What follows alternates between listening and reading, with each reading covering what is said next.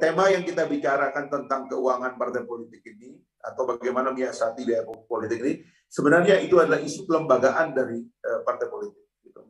Dan itu yang saya kira memang agak alfa banyak dibicarakan. Saya dari dulu menentang gitu pikiran-pikiran orang yang takut membiayai partai politik atau mendiskusikan pembiayaan politik yang terbuka. Padahal kalau kita berbicara oligarki, kita berbicara money politik, kita berbicara korupsi, kita berbicara hilangnya governance dalam pemerintahan, ya salah satu akarnya adalah partai politik, pembiayaan politik. Kalau kita gagal membiayai politik secara baik, maka kita berarti gagal menyelenggarakan pemerintahan yang baik. Sebab pembiayaan politiklah yang menyebabkan lahirnya pejabat-pejabat dalam kekuasaan. Apabila seorang pejabat dalam kekuasaan dibiayai secara tidak benar, maka ketika dia masuk ke dalam kekuasaan, dia menjadi tidak benar. Gitu. Saya sering memberikan banyak contoh. Ya, bupati di mana-mana, ongkos pilkadanya dia saja nih ya, di luar yang dibiayai oleh pemerintah, kadang-kadang dia harus mengeluarkan sampai ratusan miliar. Lah gaji dia cuma 6 juta, ya kan? Atau belasan juta maksimal. Lalu kalau dia sudah mengeluarkan uang begitu banyak, mustahil dia nggak mau mengembalikan uang itu. Memang dia mau sedekah melalui kekuasaan. Kalau dia mau sedekah, jelas-jelas dia bangun rumah ibadah, ya kan? Dia bantu pesantren. Tapi dalam politik orang menspekulasikan uangnya dalam politik, pasti niatnya adalah orang ini berniat untuk kekuasaan, gitu. Berniat untuk trading kekuasaan, dan itu yang bisa menyebabkan menjadi awal dari lahirnya korupsi dan lain-lain sebagainya. Gitu. Seorang anggota, kalau presiden lebih gila lagi nih presidennya. Saya mengikuti banyak pilpres dan mengerti dapurnya pilpres gitu. Seorang yang akan menjadi capres itu harus merubah dua kriterianya. Dia nggak harus pinter, dia nggak harus bersih, dia nggak harus macam-macam lah ya. Yang pertama itu dia dianggap punya nama baik, tapi sebenarnya bukan yang pertama ini ya. Yang pertama itu adalah dia harus punya banyak uang atau di backup oleh orang punya banyak uang.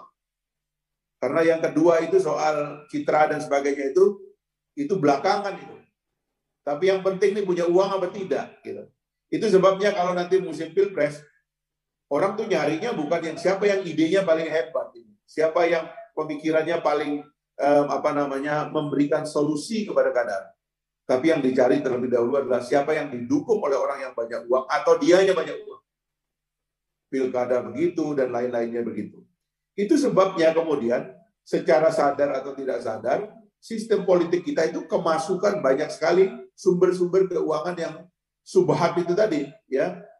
Karena orang kemudian membiayai politiknya dengan cara yang tidak rasional dan pasti mengundang pihak-pihak yang tidak legal itu masuk ke dalam pembiayaan politik, dan itulah awal dari kekuasaan diselenggarakan oleh pemilik uang.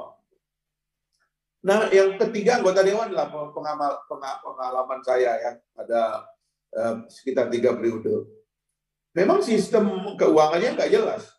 Kalau kita mau menjadi anggota dewan, tadi Mbak Rati sudah mengingatkan kita, ngos-ngosan kita. Ya, saya melihat teman-teman saya itu di mana-mana gitu. Kalau orangnya itu pas-pasan tetap mau berjuang di politik, ya dia jual semuanya. Saya sendiri ya kalau kita mau terbuka, saya pernah menjual semua mobil saya, ya disisain cuma satu untuk operasional sekilas itu karena harus tempur. Gitu. Ada yang jual rumah, jual tanah, ya kan? Habis hartanya kadang-kadang. Itu seperti sebuah perjudian. Tapi nanti begitu dia tidak terpilih gitu, tetangganya itu yang bilang tuh kasihan dia itu kan, katanya habis hartanya, ya kan? Tapi kalau dia terpilih, tetangganya juga bilang, syukurlah, alhamdulillah, katanya terpilih nanti kan bisa kembali modal, katanya gitu. Dan kembali modal itu apa? Yaitu jalan-jalan lain untuk mengumpulkan uang yang hilang pada saat pemilu. Nah ini kan sebenarnya kita lagi memasok motif-motif tidak baik ke dalam negara.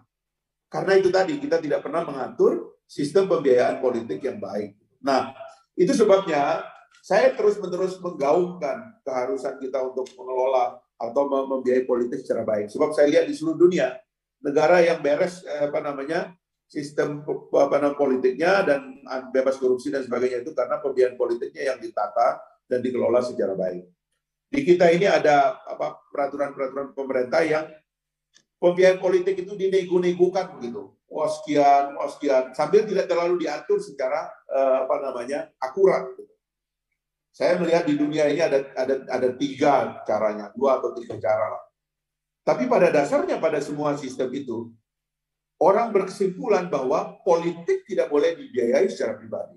Sebab pertarungan politik bukan pertarungan pribadi. Pertarungan politik adalah pertarungan rakyat, pertarungan publik, pertarungan kolektif.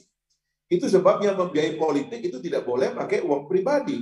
Kalau kita mengizinkan pembiayaan politik pakai uang pribadi, disitulah mulai masuk uang orang itu pribadi atau orang lain yang menjadi bohir dan pembiaya orang itu, yang nanti apabila dia terpilih, dia tidak lagi bergantung kepada rakyat.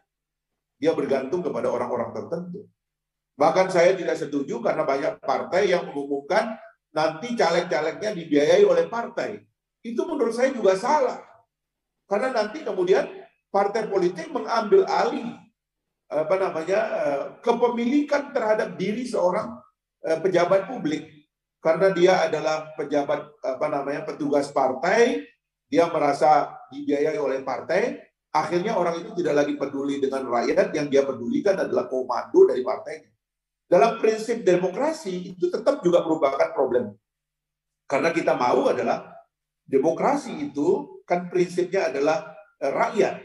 Maka pembiayaan politik pun juga basisnya adalah rakyat. Nah, rakyat itu representasinya apa? Ada 3 yang saya katakan tadi. Ada rakyat yang berbentuk negara. Itu ada negara yang partai politiknya dibiayai oleh negara. Ya, pokoknya penanggungan negara dalam partai politik itu sangat dominan. Ya, kalau kita lihat negara-negara di Eropa Barat itu umumnya begitu. Ya, dia mengambil alih pembiayaan politik. Ada juga yang sepenuhnya rakyat, tapi tentu melalui para pengusaha, market. Ya, di sini kita baca tulisan-tulisan terbaru dalam sistem politik Amerika, dianggapnya itu yang disebut rakyat di situ pada akhirnya kaum oligark, orang-orang kaya, konglomerat yang punya uang banyak gitu. Orang-orang Wall Street. Itu sebabnya korupsi Wall Street kadang-kadang nggak ada yang mantau karena sumber uangnya dari sana. Amerika itu kalau pembiayaan teroris saja sensitif. Ada orang transfer $1.000 aja ke satu pesantren, sensitif sekali endusannya. Tapi orang yang bernama Ralph Madoff itu kan melakukan Ponzi scheme di New York Stock Exchange, $50 miliar nggak kebaca sama FBI. Karena apa? Karena itu sudah merupakan bagian dari korupsi yang mereka sebut sebagai too big to fail itu, ya kan? Saking gedenya itu nggak berani diawas, nggak bisa dijatuhkan. Gitu. Nah ini pertama ya, 2 pola. Ya. Negara itu ya negara representasi rakyat atau rakyatnya langsung. Nah dibiayai ya disumbang, tapi kemudian ada audit yang ketat. Nah, ada juga negara yang melakukan sistem hibrid gitu, dicampur ada pembiayaan negara dan pembiayaan rakyatnya gitu. Tetapi semua ini definisinya sebenarnya dibiayai rakyat. Dalam undang-undang pemilu kita, dalam pembiayaan politik, ada partai politik, ada satu yang bermasalah di situ. Karena yang lain-lain disebut limitnya. Negara diatur limitnya melalui peraturan pemerintah.